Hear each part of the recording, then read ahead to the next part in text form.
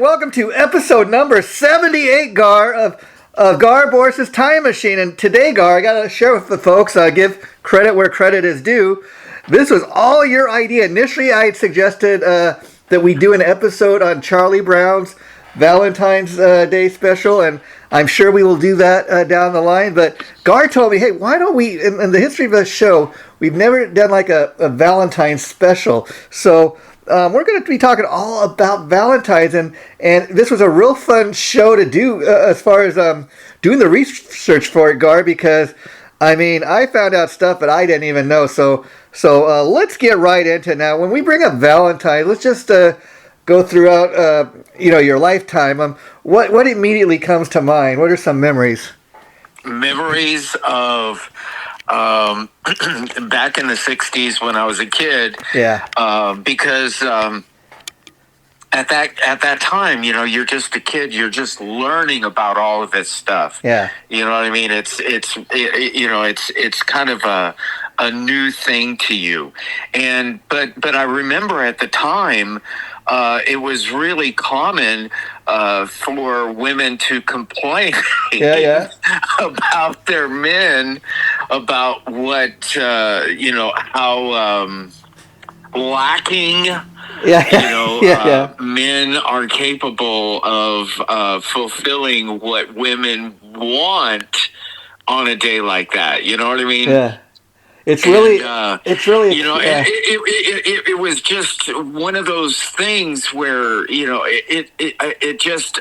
at a young age, I just became aware of how men drop the ball on this day that, has such high hopes and high expectations for women, the significant other, and there's a reason why there's that word significant that makes the significant other feel disappointed so much. The classic story of the Valentine gift being something like a wah wah wah, something more to work in the kitchen with, or work around the house with, than something that means your love, for your the person that you dedicated your life to, or are thinking about dedicating your life to. It's funny you picked up on that, Gar, because I mean, often it's like the old saying goes, it's the thought that counts, or maybe the lack of a thought that counts, if you know what I mean. I mean, that's a great example of a man maybe giving his wife like something to cook with, because he believes a woman's place is in the kitchen. And again, we're going back, to like what was kind of the old standard maybe when we were growing up. But I'll tell you what I remember from my childhood about Valentine's Day. Valentine's Day, like I remember growing up and going to school from my earliest age. That was a big thing. Like Valentine's Day, every Valentine's Day, people would exchange, especially if you're a kid, like Valentine Day cards. It was a big thing to get to get a Valentine card from from a friend, or me myself. I passed them out to people. But what I also remember, and I don't know why this stands out to me, but I also remember. There were those kids that would give them to everybody in the classroom, and then there were those kids that would give them only to the people they liked. And then, of course, unfortunately, because of that, there were people in the classroom that got, obviously felt left out. Well, and there was always someone that felt left out. Yeah. And that was one of those classic things from that time period,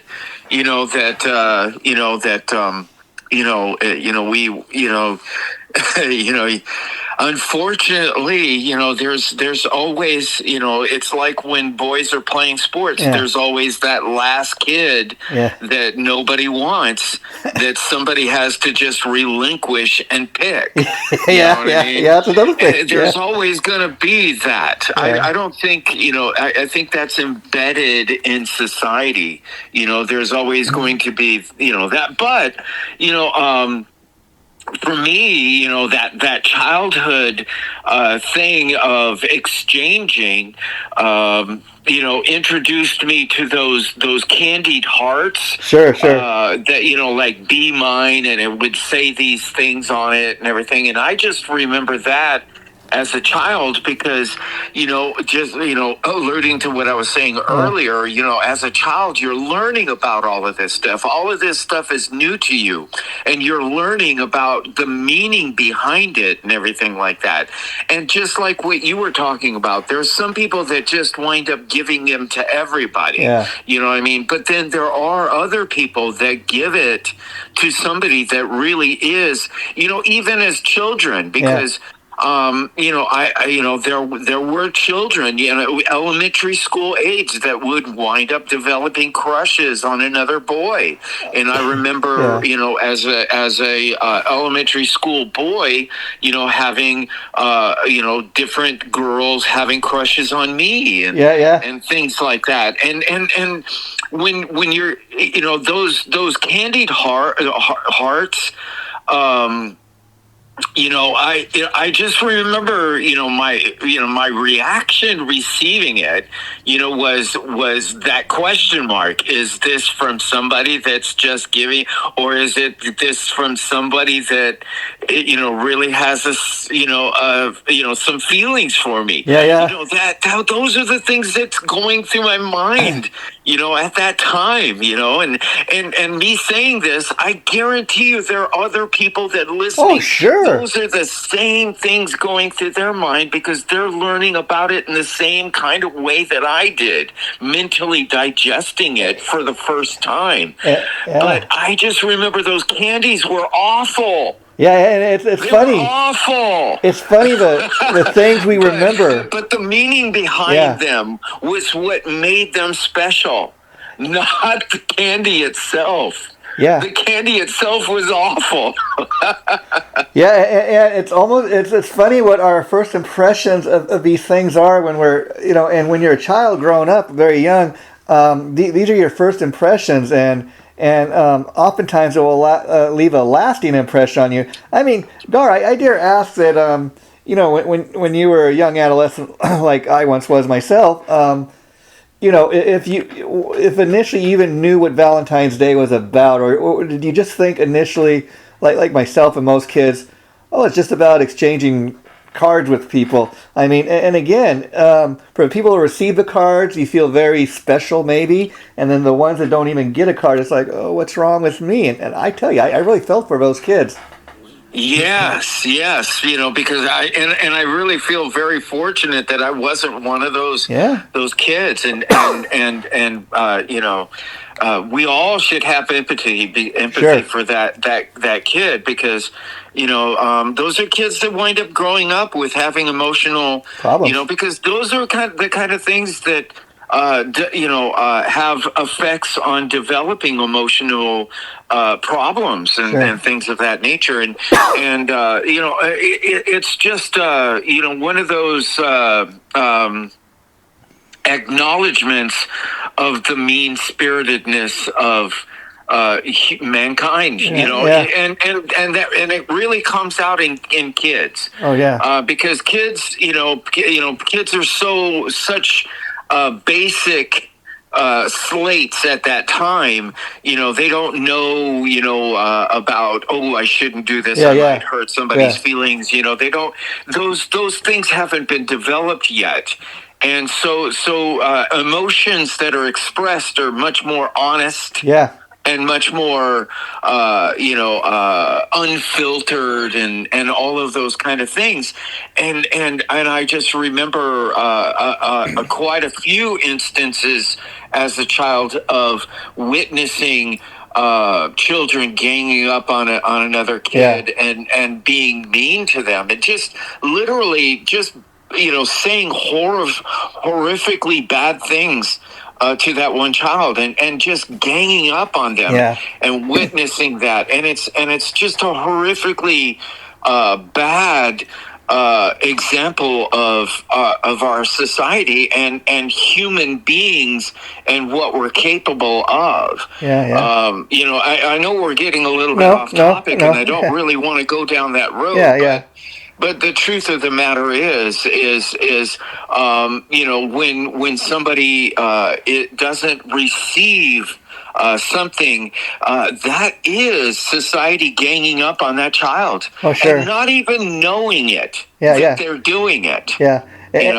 And here's the thing, like I said, Gar, I don't know, but when I was a child, I didn't really have a real clue what Valentine's Day was. Even in fact, I dare say that I just kind of recently learned this and doing research for this. And let's get a little brutal now.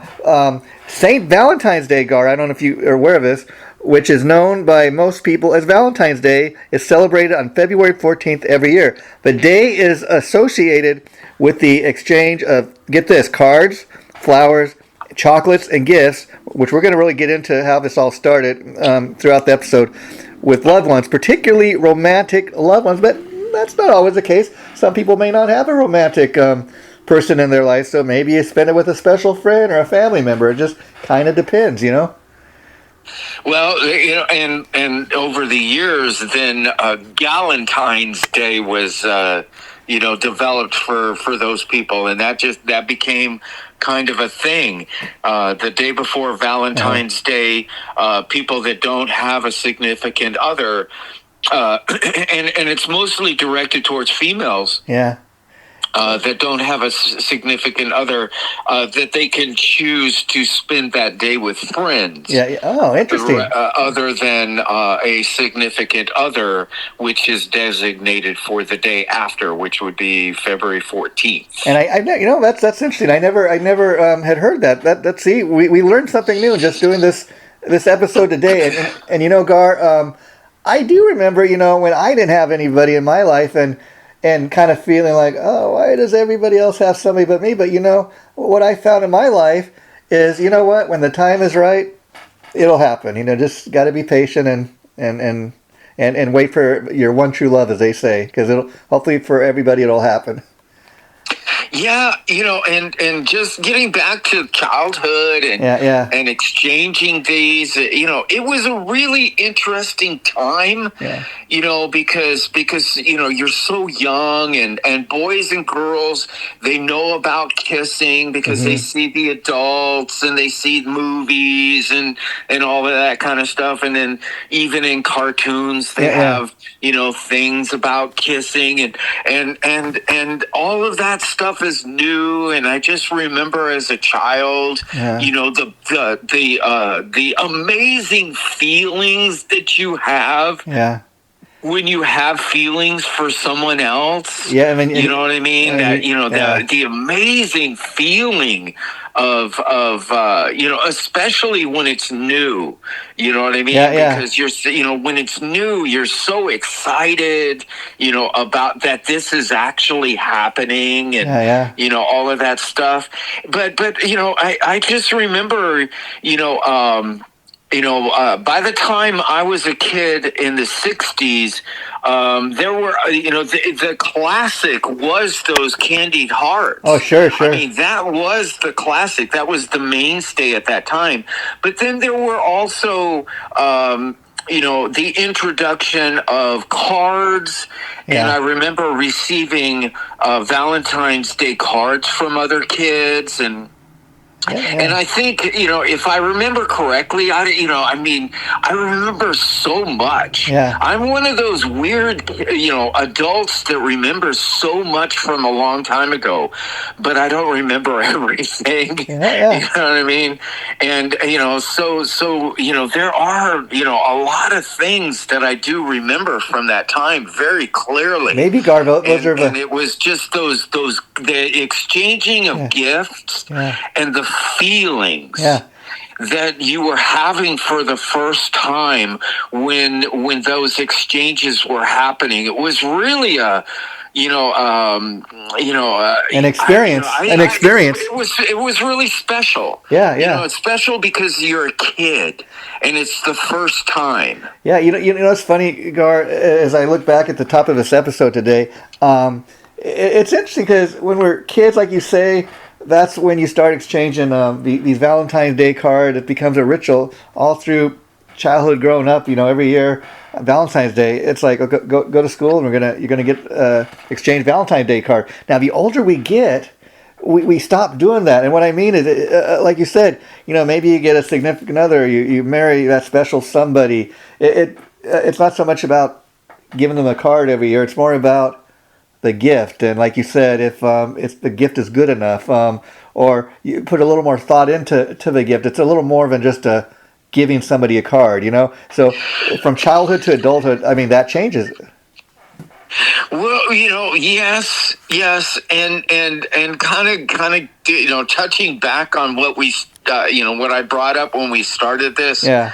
About men dropping the ball. Sure. Yeah. I in kind of looking up on this, like over 60% of men still are known for being very disappointing during that day or over 60% of men don't even pre-plan for what they're going to do on Valentine's Day. That is how poorly designed the male species is. In acknowledging the importance of that day. Yeah, and I you know what I mean? It's just like, when you look at these statistics, it's just like, it really jumps out at you.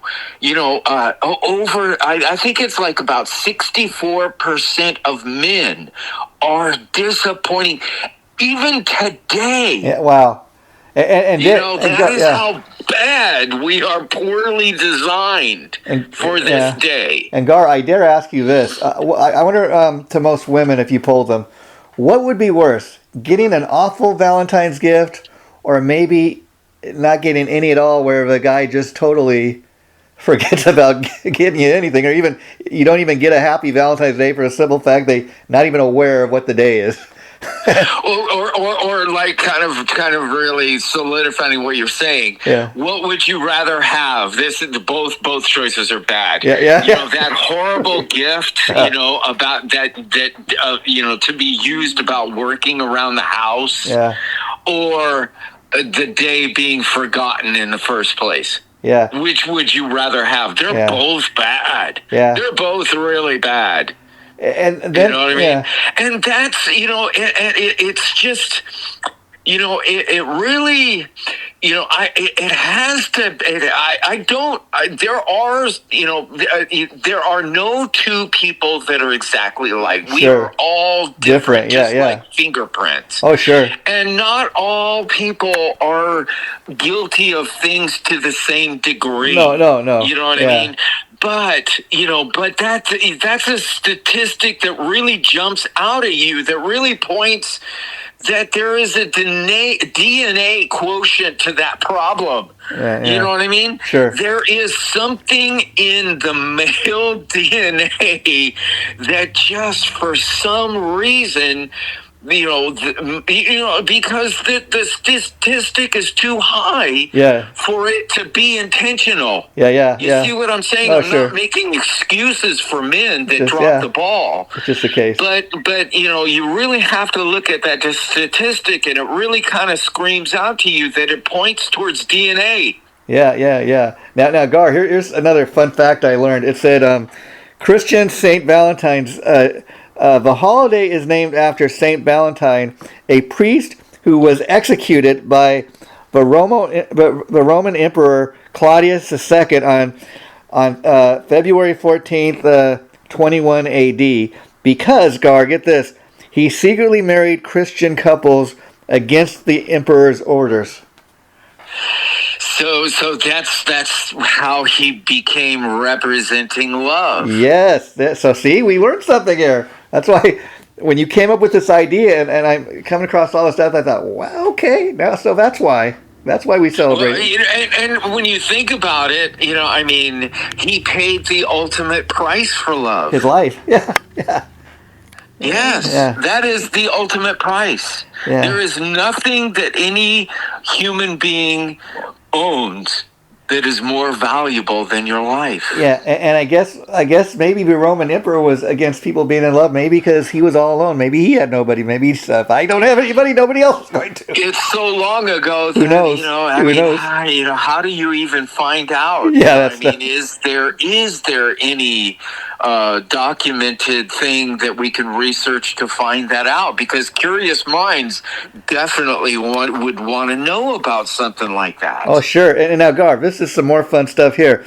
Okay, romantic gifts, flowers especially. Okay, red roses, chocolates, and jewelry are popular gifts to give to people on Valentine's Day. Well, for the wealthy, of course, it's going to be jewelry. Yeah. You know what I mean? Yeah. But for the rest of us, it's unfortunately, when it started out way a long time ago, it was just considered such a wonderful romantic gesture. Yeah. But over the years, it has become one of those failures. Oh, sure. And it's that heart-shaped box of chocolates. Yeah, and then, when it started out, it was just really considered just like such a really, a really highly regarded gesture. You know what I mean? It was thought as such a nice gesture, but nowadays it is just because nowadays it's just requires no thought. Yeah. And Gar, it's funny you said that because before the end of today's episode, we're going to get into the fact that how a lot of this Valentine's Day celebration started was, somebody come up with the idea of a heart-shaped box to put Valentine's candy in. We're going to get into that a little bit. There's also the thought process of, what you're talking about, Gar, how people accuse men of not really kind of putting much thought into, getting their special woman that correct Valentine's gift. There's also the women out there that, let's say you could get your wife a nice, like really expensive diamond ring or expensive gift for Valentine's Day, and then maybe your friend has a husband that didn't spend as much as you did, but oh my God, he made a Valentine's Day card by hand, or he created it rather than going out and spending money. He put his heart into it. Then there are those women that means something to them too. That again, a little more about the thought that not only did he think about you, but he made it by hand. He took time. He put a little heart into it, if you know what I mean. Well, yes, and that really gets to the heart of this whole thing. If men could just learn that if they put just some thought into it, effort, and the whole thing is there has to be an indication that there was thought put into it. Yeah. You know what I mean? The gift will be so much more appreciated by the female receiving the gift, because that is ultimately what Valentine's Day is supposed to signify. Yeah, you see what I mean? Sure. And that and just most men just don't get it. That is the ultimate thing. It doesn't matter what you get. What matters is the thought that you put into it, and how obvious it is that you put thought into it. You see what I'm saying? Is because the indication of the thought that you put into it, without patting yourself on the back and telling the person, because that'll take all the goodness out of it too. But it's the unsaid obviousness that you put thought into it. And it's the thought that's the gift. Yeah, and men don't get it. Yeah, and Gar, it's the thought that's the gift. And we sit here in modern day in 2025. Everybody's got a computer. Everybody can email and text one another. But from what I was reading, which is really kind of a fun fact, from the earliest days of when Valentine's Day first started being celebrated, people love to receive handwritten letters. I mean, let's think, Gar, some woman sent you a handwritten letter, confessing her love to you, or just like Happy Valentine's Day. The fact that somebody took the time to not send you an email or a postcard in the mail, but they took the time to write the lengthy letter telling you how much you meant to them and that they were thinking of you. That's got to be a pretty special feeling.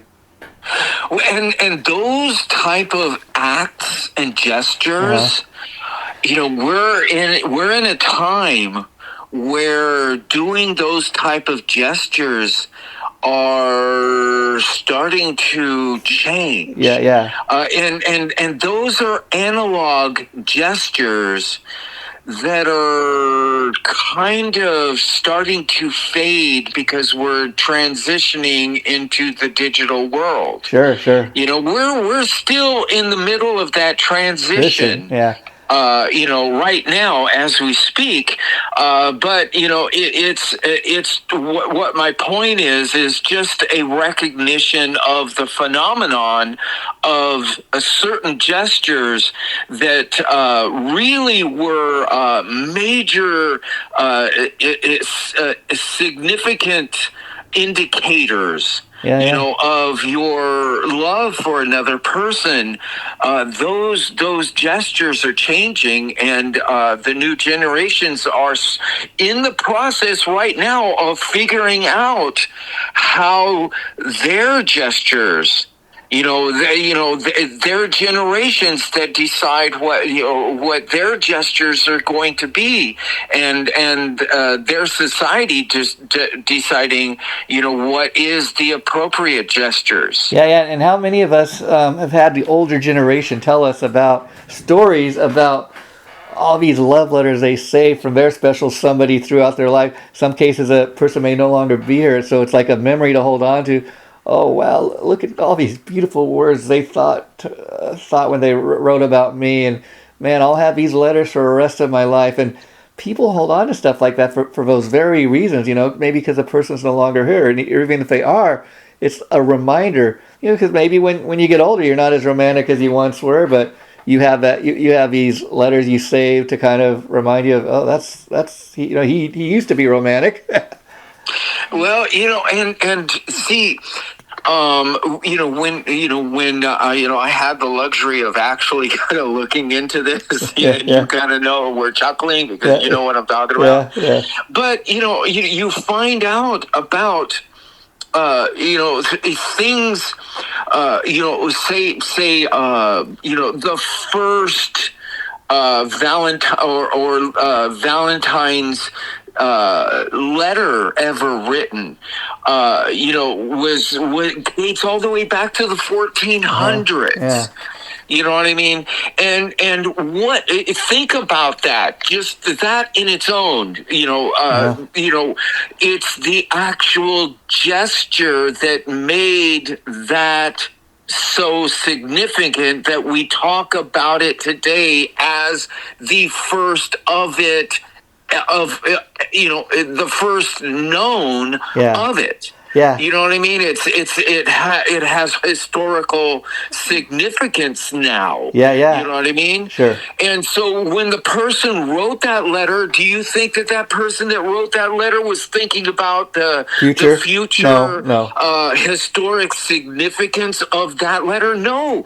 That letter was just, this is an honest gesture of love of one person to the person that he loved. It was a guy to the woman that he loved. And that's all he was thinking about when he wrote that letter. But it's just mind-boggling that was the furthest thing from that person's mind, but yet today that one letter holds that kind of significance. And what is that significance? the gesture of love and the showing, the gesture that shows your love for that other person. Yeah. And that is the significance of that letter. And that is the significance of a Valentine's gift. Yeah, and that is why women get so disappointed now, because the gifts they are receiving from their significant others are not, they're not indicating that love that they have for that other person. Yeah, I mean, you even look at some of our favorite classic TV shows. Like one that comes to mind is Three's Company, where you have Mr. and Mrs. Roper. Mrs. Roper, the sex crazed landlady that never gets any, and her husband, Mr. Roper. Not tonight, Helen. Yeah, that was always a running joke on that show. Yeah. And then I'm also talking about some of our other favorite TV shows. Gar, what are some couples you think of when you think of some of your favorite TV shows? Well, I have to, Three's Company. Yeah. When you brought that up, you know what I mean? Because, who... I don't know of anyone that can watch that show, even watching reruns, because it's such a feel-good show. Sure. I was just watching one today. I mean? Yeah. It's really, and for me, anytime I catch that show, it's a walk down memory lane, because every time I see it, I see the fashion of the 70s. Yeah. Jack Tripper, was a real, walking billboard for fashion. In the 70s, yeah. Fashion in the 70s. And Chrissy and Janet was, a huge indicator of how they viewed women at that time, sex sells. Yeah. Because that's basically the whole thing behind the female characters on the show. Yeah. Because that was the whole indication was, sex sells. Yeah. But it was just such a feel-good show. It really was. And, no matter how many times I've seen the episodes, I never get tired of them. I mean, it's at a point where I'm watching an episode, I know what they're going to say before the line even comes, But well, there was one time that you were telling me that our Time Machine episode on Three's Company has the highest rated episode to this date. Yeah, the most people have listened to that episode of our series of all of the others. That is the highest rated one. Yeah. So I don't think that I'm alone in saying that. And I don't think I from all indications, I think you share that too. Oh, sure. And Gar, but while we're on the subject, just to kind of refresh your memory, because some like great TV couples that come to mind, like not necessarily for Valentine's Day, but I guess you'd think of kind of maybe Archie and Edith too, because they're kind of polar opposites. Classic one would be on Cheers, Sam and Diane. They kind of have that love-hate thing going throughout her time on the show. Well, and I look at those couples and I think of them in and which one would be the one that would be disappointing in that Valentine's gift. And I would say Archie Bunker would probably be the guilty one for that horrifically no thought in, or the washing machine for the Valentine's Day gift. Then Sam Malone, he might vacuum cleaner for a I would actually think of Sam as that guy that would actually put some thought into the gift. Yeah. You know what I mean? Isn't that funny? You just did that, and all I did is immediately started mentally digesting which one would be the one that would do the good gift, and which one would be the bad. To take it a step further, Vogar, I think Sam Malone might put a little more effort into it than Archie Bunker, but I don't think he necessarily had the correct thought. I'll tell you what, Sam Malone might be thinking not about the appropriate gift, but more about how he's going to get laid, or how long. Well, he was the womanizer. Yeah.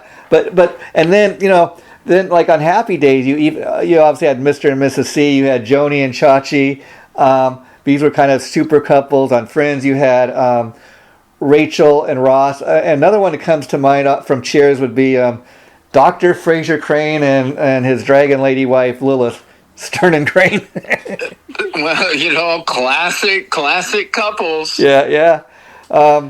Anyways, Gar, so let's get also, like I said, talking about handwritten love letters. We were just talking a little bit about modern day conveniences. Sometimes not necessarily a good idea, but a guy might think, you know what, I'll shoot her an email. That way she can't accuse me of forgetting or saying, but not necessarily the greatest thing to do, or maybe sending her a meme. Oh my God, that would be that modern day guy that from the digital world. Yeah, not knowing any better, maybe. And you'll never convince me that the modern day world guy is going to be any different than previous generations on that. On that front, you know what I mean? Because it's a DNA thing, and it's a reoccurring theme. I would love to be proven wrong. Yeah, I would absolutely. I would cherish being wrong. You know what I mean on that, because I don't relish in what I'm saying. You know what I mean? But it's just such a phenomenon. Yeah. You know what I mean? And it's days like this. It's Valentine's days like this that either expose a guy that actually has a clue about how to do it right, and exposing the guy that doesn't have a clue. Yeah. You know what I mean? And it's really that simple. The day is that simple. It's a day to expose that in the significant other, whoever it is. Yeah, and school's back in session, Gart. I was just curious. I learned this myself. Any idea what the word Valentine means? Valentine, the word Valentine? No, yeah. I just always associated with, the original story. Yeah, Saint Valentine. But okay. Yeah. I learned this. Valentine. The word Valentine comes from Latin language, meaning strong or very worthy. So I guess whoever you give the gift to, you have strong feelings. You feel that they're very worthy of these strong feelings of love. So I guess that's where that comes from. Well, yeah, and love is, we all know how powerful love is. Love can even make people make the wrong decision. Yeah, I don't like it. Yeah. You know what I mean? That's how powerful love is. I mean, I don't like to take it here, but let's be honest. Love causes people to have very strong emotions, good and bad. I mean, let's be honest here, Gar. How many times you hear stories on the nightly news about somebody killing somebody else over love, the one they love, or maybe the one you love doesn't love you anymore. There was somebody else, so you kill the other. I mean, you hear all kinds of crazy stories, and it's very sad. Or people killing themselves because they don't have anybody to love, or the person they love doesn't love them anymore. Well, that really shows you how powerful of an emotion love really is. I mean, we all, kind of, because, when we reach our age, we all kind of like look at it and just kind of like, don't really, think about it all that much, until we reach those points in our lives where all of a sudden that emotion in ourselves becomes that hugely powerful emotion. Emotion, and it can be, that emotion it can be manifested in so many different ways, in positive, in negative, and in every direction. You know what I mean? But it's just it's so powerful that it can make people do acts where they lose control over their own emotions, their mentality, own acts. their own thinking and their own acts.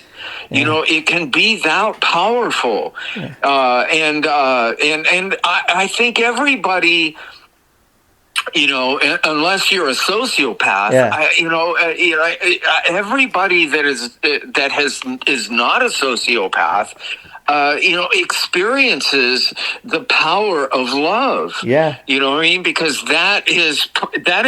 experiencing love, real true love, is an indicator that you're not a sociopath. Yeah. And now, Gar, here's a number that's going to rock your world. It says each year over 145 million Valentine's Day cards are exchanged in the United States alone. These numbers are staggering. So I looked at those numbers, and it's literally, really, it's staggering. 9 million people give Valentine's Day gifts to their pets. Wow. A year. 9 million Americans, because 9 million Americans give a Valentine's Day gift to their pets. That says more about the pet lover, I guess, but I could kind of see that. I mean, like you say, everybody is different. And that's the thing. Some people that don't have anybody special in their life, maybe, they get their love from the animal in their life, or the animals, their dogs or cats or whatever. And people laugh at that, but it's a way people kind of sometimes deal with being alone. Like, they can't wait to get home and see their dog. Their dog gets excited the minute they walk in the door. Again, like you said, everybody's different. Everybody deals with life differently, Yes.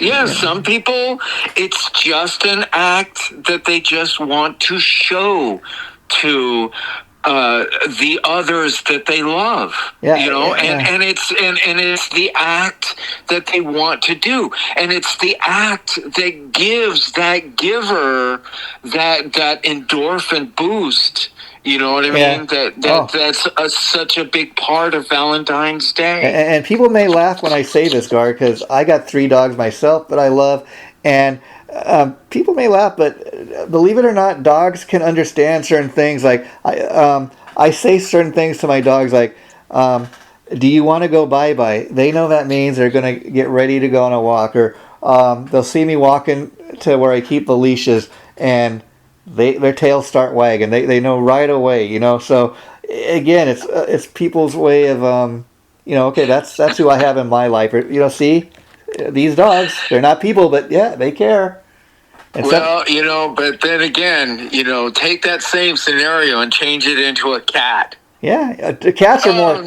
Cats are more independent. It's so wrong, because a cat is a sociopathic creature. Yeah, you know what I mean. A cat, giving a Valentine's gift to a cat would be received as you're being annoying to the cat. Yeah, actually, let's be honest. The cat would be annoyed. Let's be honest. And quite possibly take off. Yeah, let's be honest. You know what I mean? Yeah. Because you're bothering them. Let's be honest. It's just so funny to think of, they're both pets. Yeah.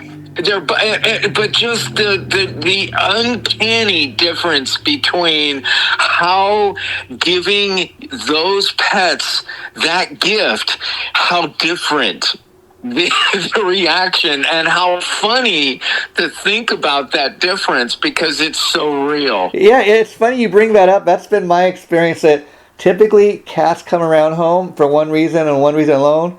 When they get hungry, and then they're through with you till they're ready to eat again. Dogs. That's all a cat cares about. I want food, and I want to be able to snuggle in your lap so I can be warm. That's it. Dogs. That's it. Dogs much more have what I consider unconditional love. They'll stay by your side for hours and hours. Absolutely. Now, Gar, I'm glad you brought that up, because I didn't really see that, and that's why we do the show together, because you find stuff that I don't. You're the yin and I'm the yang. But that's what makes the show. Now, here's where the show is going to start really getting fun. we don't think about this, but let's think. Valentine's Day, Gar, is also a business. Like, let's think about these flower companies and these card companies. That's like Valentine's Day for like a card company or a flower shop. That's a great.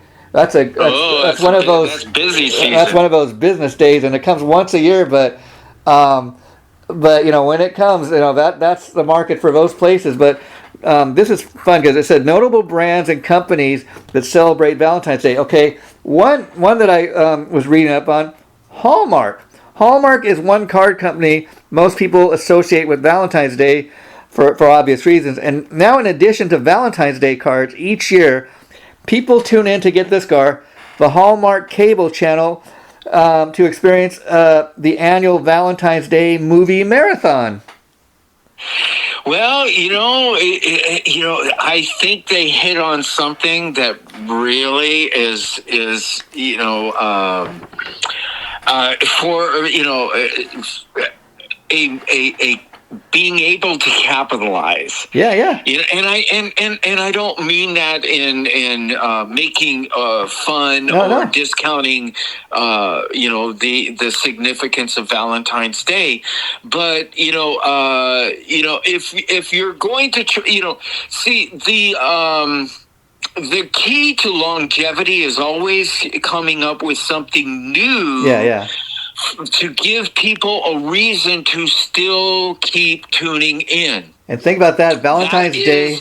A strategy of all TV stations. And you see what I mean? It's a strategy. And that strategy for the Hallmark Channel to come up with that idea on Valentine's Day to do a movie marathon, because that is part of, what I do for my band is marketing, and I have always had an interest in marketing that goes decades and decades back for me. Yeah. But, I marvel, at the genius of that person that came up with hey, why don't we do this?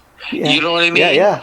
And that is how I operate myself, because when I'm pitching ideas to venues for shows, like I just did a pitch with Pachanga. Okay. And they accepted. They jumped on this pitch because it is a winner.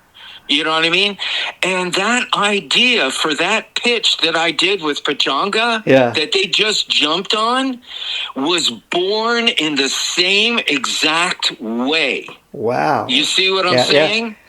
And so that's why, that interest has developed that ability in me, in what I do. Sure. You know what I mean? And that's why I marvel at seeing those things, because those are the first things that come to my mind. Yeah. It solidifies what that interest and the benefits of that interest, and that whole marketing strategy has everything to do with developing what kind of skills that I have today in what I do. Wow. And I marvel at that, because it's something it's almost like an artist. There's a canvas and it's blank, and you come up with these ideas. I'm an idea guy just like that. Yeah, Gar, and what amazed me when I was reading that, because again, this is something that we're all aware of, but we're not really maybe thinking about it all that much. But let's think about the Hallmark Company. For years, it was nothing but a card company. Well, greeting cards and stuff, and for holidays and special occasions.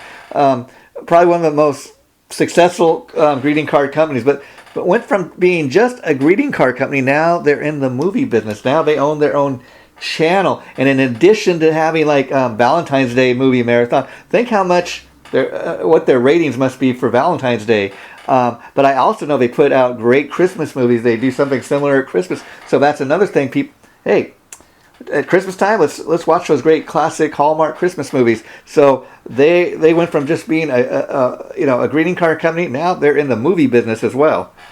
Yes, and that move is a genius move. Yeah. Whoever came up with that decision definitely got a promotion. Yeah, and Gar, more fun facts here. It said in the 17th and 18th centuries, chocolate became popular among, get this, European elites as a luxurious treat after given as a romantic gesture, like you were saying at the top of the episode. So how did people start exchanging candies at Valentine's? It was a thing among the rich Europeans, and they would, like, somebody that a guy really was interested in, he would hand the woman a candy, or vice versa, and that was without coming out and saying, hey, I'm in love with you, hey, let's go out or whatever.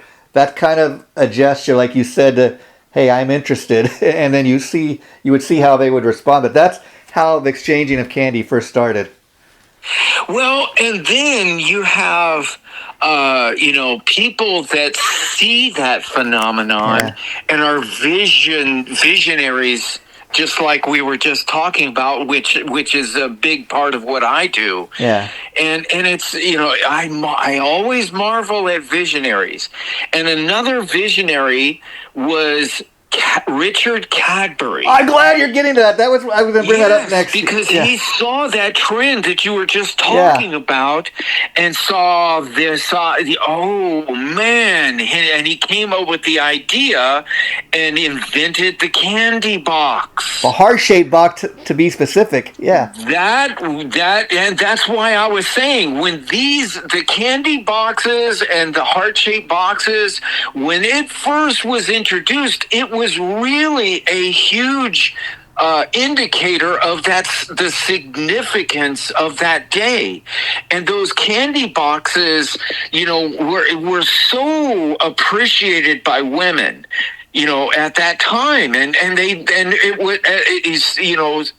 was socially viewed as a really beautiful gesture. But over the years, it has developed into a gesture now that requires no thought at all. Except for, and that's the reason why women just, they might thank their husband or boyfriend for giving it to them, but in their mind, it's a disappointment. Yeah. You know what I mean? Because and it's just this the phenomenon that's the point of what I'm making. Well, it's amazing, Gar, that you and I both picked up on this, because I was getting ready to talk about Richard Cadbury and these heart-shaped boxes, but let's talk a little more about his invention of the heart-shaped box, because it was a first of its kind. No other candy company had done it before, and what's interesting in learning this, Gar, is, I don't know about you, but when I think of Cadbury candy, mostly I think of those famous Cadbury Easter eggs. Now, to find out that that they were such a big player in the history of Valentine's Day, it was new information to me. But I was like, wow, so, because again, when I think of Cadbury, I think about those Easter eggs, but also about the box. It was saying the box back in the day, the heart-shaped box, was such a big deal at the time that even after somebody would eat all the candy that was in the box, they would save the boxes, because people thought these were neat little boxes, especially women, and they'd put their keepsakes in there, maybe their jewelry or other valuable things. Well, yeah. I mean, that's how special those boxes were. Women kept them, and they kept them to use for other reasons. Yeah. It was, and the reason why they kept them is because of what that significance still represented to them. And very much to the point of, like you said, kind of like we talked about receiving a handwritten letter. The fact that somebody took the time to write a letter as opposed to maybe sending you a quick email, because somebody took the time to write it out. It means a little more. And these heart-shaped boxes. Absolutely. These heart-shaped. It's the thought. And that's one of the first things you said when we started doing this episode. It's the thought that counts. Yeah. And and so that really, kind of stood out to me about the Cadbury candy company. And just to kind of put the final nail in the coffin about the heart-shaped box is, again, it was very new back then. It was not the same thing as, like, say, giving your loved one a bag of peanut M&Ms. The fact that it's, first of all, shaped like a heart, it kind of sends a message right away. Hey, I love you. Yes, and it's just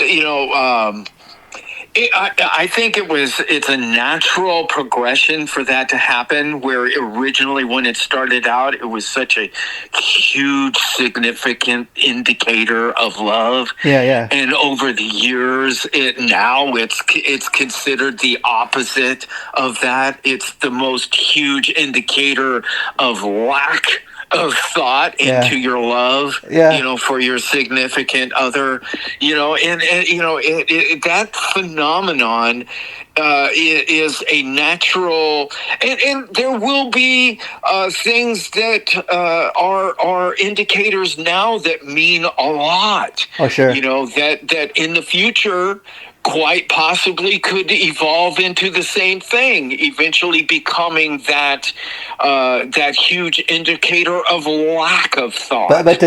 You know what I mean? So it's all a natural progression of life. But think about this too, Gar. From Richard Cadbury's heart-shaped box invention, you also got like other things like how many times you seen somebody wearing a T-shirt or something, or an article of clothing, or a sticker, or even like you said on around Valentine's Day, you see everything that says "I heart you," and that might not have been the case if Richard Cadbury never came up with his heart-shaped box. Well, it's just those are they're special people. Sure. The people that see things where others don't. Yeah. It's a special thing, and I have always marveled at that. Uh-huh. And now it seems that, to a certain degree, that I have developed an ability in that area too. I don't know how significant that ability will ever really be. Yeah. You know what I mean? But when you come up with these ideas and you make pitches, and other people that are very significant, very powerful people, and they hear your idea and they like it and they jump on it. Yeah. Those are things, I'll never be able to describe the feeling of being able to accomplish that. Oh, sure. It's a great... because the exhilaration that you get from coming up with an idea that no one else has come up with, and you make the pitch, and there's a huge possibility that you're going to get laughed at because of the power of these people that you're making the pitch to. Sure. And when it's actually received in a positive way, and they want to jump on it, I'll never be able to describe the exhilaration feeling that you get from that. The closest that I can describe it is the exhilaration of when you're in a band and you just played on a huge stage in front of a huge audience, and that audience called you back for an encore. You know what I mean? That's how much that audience, the exhilaration that you feel after that show, that endorphin surge that you get. Ideas, people get that too. And I experienced that too when I made that pitch just recently. Oh, wow. Gar, so to put some historical significance on what we've been talking here about the heart-shaped box, Richard Cadbury came up with that, get this, in 1868. Think about how long ago that is. Yeah, in fact, that is so long ago, Gar, that I bet at the time the world was such a different place that Richard Cadbury, just because people did not think like this back then, did not have the fortitude to think, oh, I came up with this great invention, the heart-shaped box. I better go get a patent for it, That wasn't even a thought or thing back then, Well, but I'll guarantee you that if on Valentine's Day, existed, there were still people, there were men that dropped the ball. Oh, sure. On that day. Sure.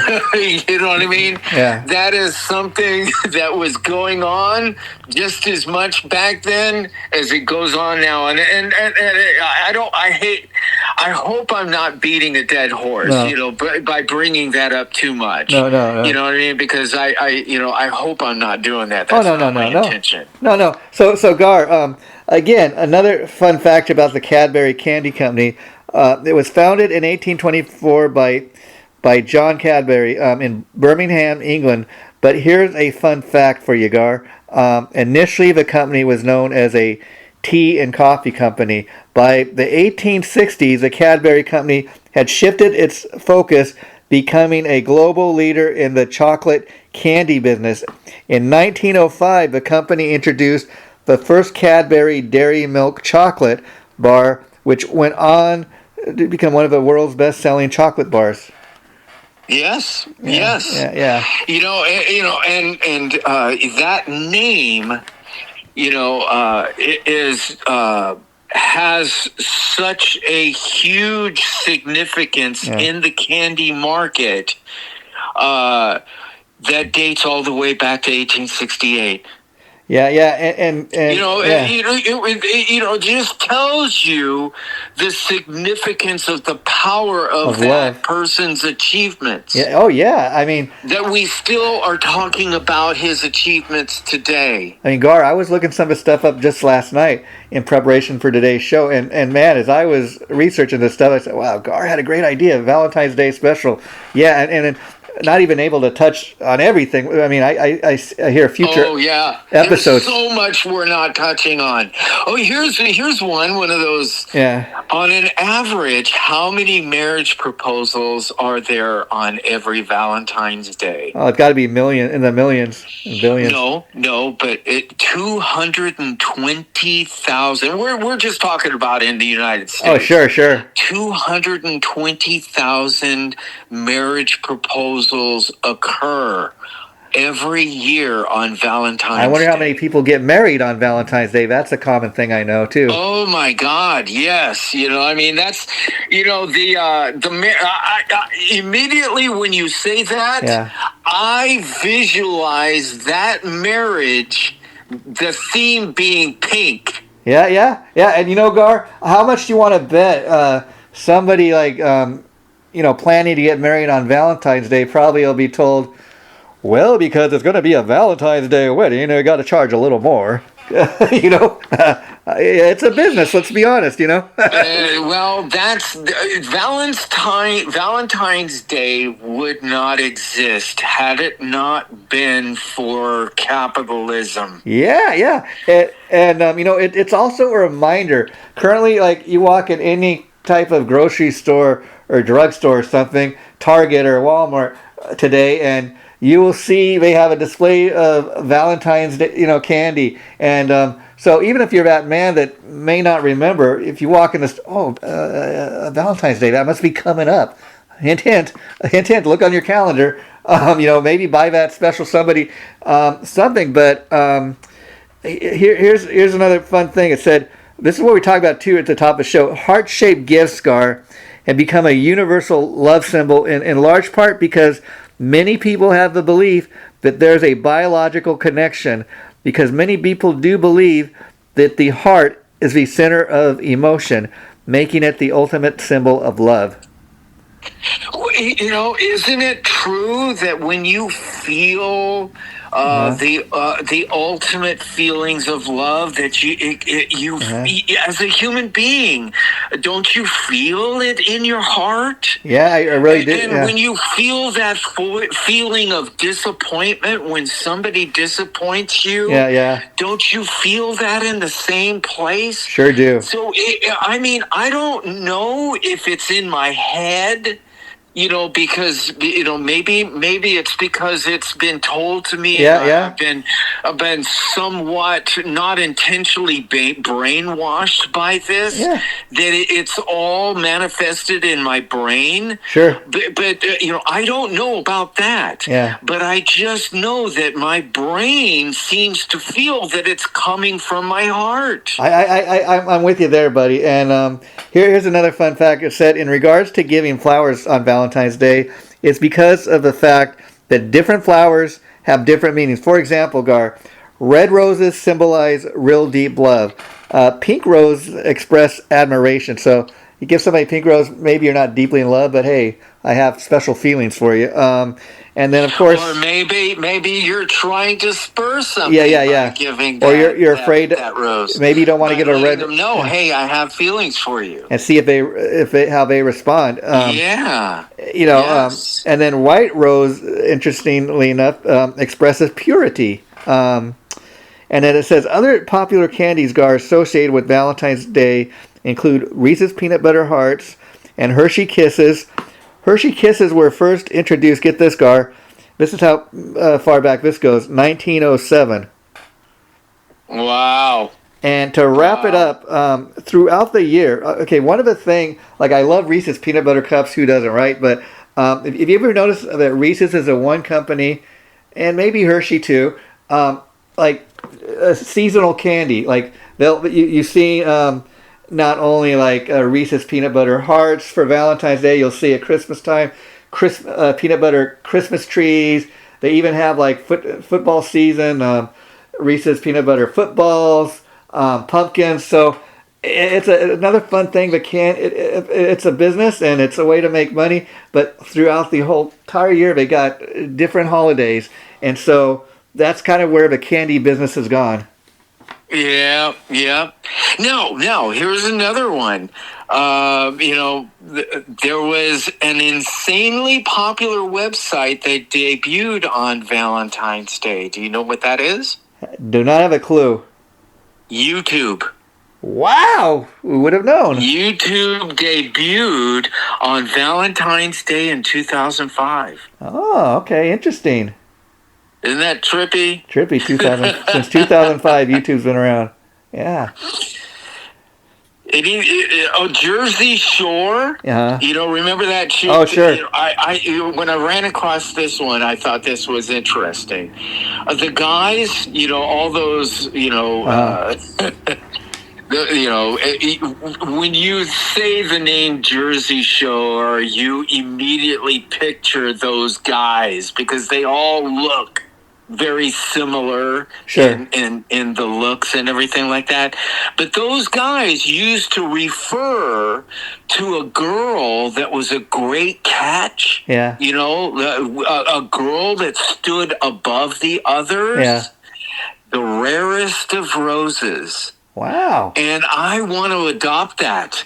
You know what I mean? Yeah. I think that's a really complimentary description for a woman that stands above the others. Wow.